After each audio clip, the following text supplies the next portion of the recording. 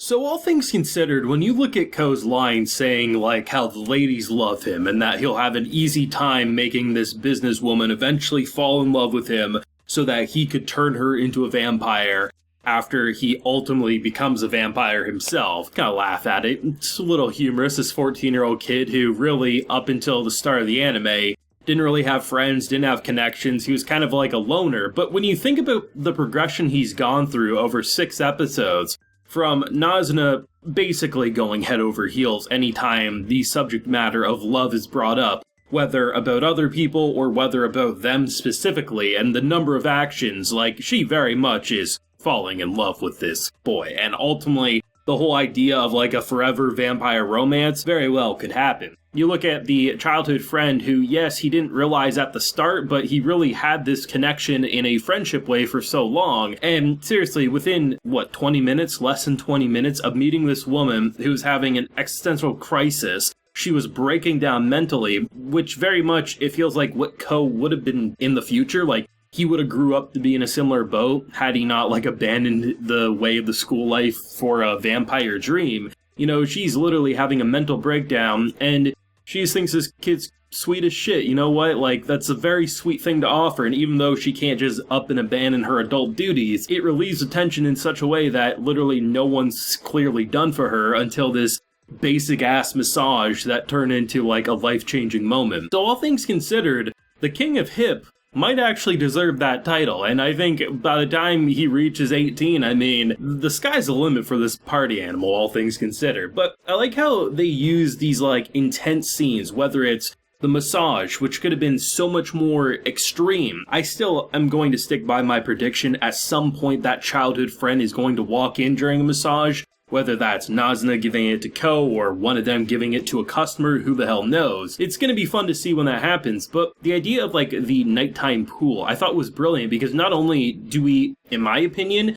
see the best looking land shots that we've seen in the show to date, which is saying a lot because the city looks beautiful, but from the blues and just the way they lit up the pool and the nightlife, you really got a sense of it was super erotic, but not in the way that I think people are going to phone in on. Because, the whole idea is, there's a lot of bathing suit shots, right? There's a lot of close-ups. And yes, those are obviously there to highlight those areas. But it's the way they go about the almost, seductive directing with, showing the liquor and showing them, clinking their glasses or building up for stuff. And it really puts him in such an awkward position because, for him, a nighttime swim was literally going to his school pool and just kind of being with them. And it's interesting to see how jealous he ended up getting because there's been these hints throughout the past 2 or 3 episodes of him not wanting to hear about the people that Nazuna has sucked the blood of or the people that she knows because of that, right? There's always been these clues of he's very much starting to get jealous and envious and,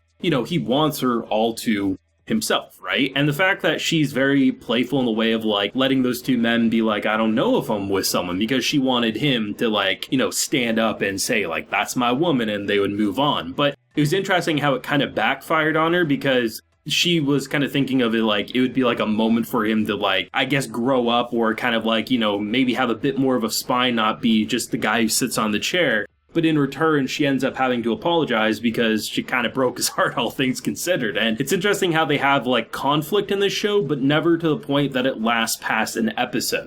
This isn't the type of show that would have them bicker in that way, or, he would be upset because of they went to this place and she was letting them talk to her. No, instead, they resolve it all in one episode. They're not going to leave it off on a cliffhanger, oh no. Are they not going to talk in the following episode? No, this show's not about that way of life, and I think that's what kind of makes it such an oddly mellow show. There's some extreme or more extreme elements, kind of surface level, but when you break down how they go about presenting the relationships being formed, it's pretty damn mellow. It's pretty damn wholesome, and it kind of goes hand in hand with the overall premise of The Call of the Night, a very peaceful location where you can walk down the middle of the street, you can sing on the sidewalk and not have to worry about someone hearing your shitty-ass voice. And I think for a show that could have so much drama with a vampire romance, childhood friend, hot businesswoman pops up, no, instead it's it is just a childhood friend. It is just a woman going through shit at work and feeling stressed. And the main romance is between these 2 characters here. And I think that's so interesting because